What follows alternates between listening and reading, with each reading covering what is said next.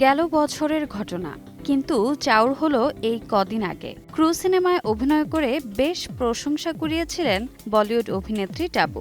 সেই ছবির প্রচারণার সময় তাকে প্রশ্ন করা হয়েছিল টাবু বিয়েতে বিশ্বাসী কিনা।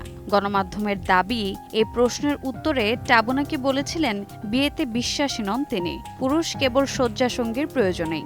এরপর থেকে রীতিমতো নেটিজেনদের চক্ষুশূলে পরিণত হয়েছেন এই অভিনেত্রী। টাবুর এই মন্তব্যকে ঘিরে বেশ কিছুদিন ধরে চলছে আলোচনা সমালোচনা।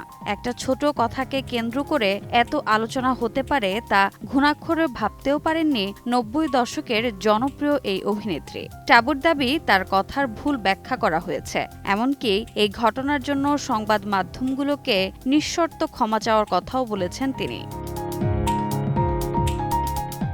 টাবুর টিমের পক্ষ থেকে জানানো হয়েছে, কোনো সাক্ষাৎকারেই এ ধরনের মন্তব্য করেননি তিনি। বেশ কিছু সংবাদ মাধ্যম টাবুর মন্তব্যকে বিকৃত করে প্রকাশ করেছে। এই মুহূর্তে টাবু ব্যস্ত আছেন অক্ষয় কুমারের সঙ্গে ভূত বাংলা ছবির শুটিং নিয়ে। প্রিয়দর্শনের পরিচালনায় সে সিনেমায় দেখা যাবে পরেশ রাওয়ালকেও। রোজা চৌধুরী, সময় সংবাদ।